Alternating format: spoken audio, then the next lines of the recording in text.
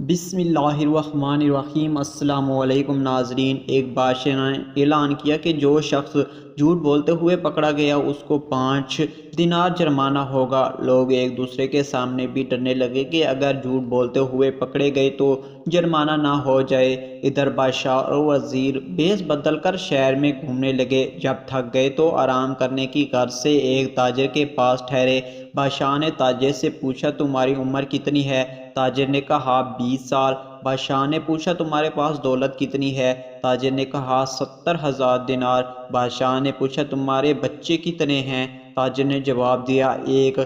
واپس آ کر انہوں نے سرکاری دفتر میں تاجر کے کوائف اور جائیداد کی پڑتال کی تو اس کے بیان سے مختلف تھی۔ بادشاہ نے تاجر کو دربار میں طلب کیا اور وہیں 3 سوال دوبارہ پوچھے۔ تاجر نے وہیں جواب دیا۔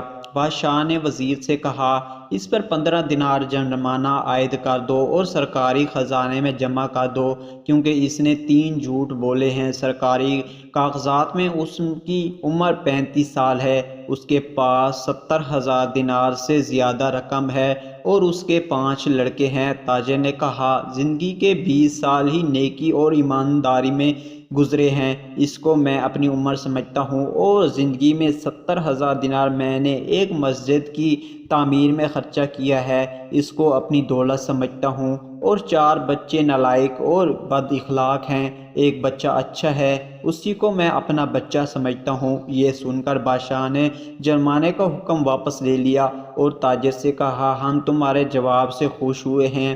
واقعی وقت وہیں شمار کرنے کے لائق ہوتا ہے جو نیک کاموں میں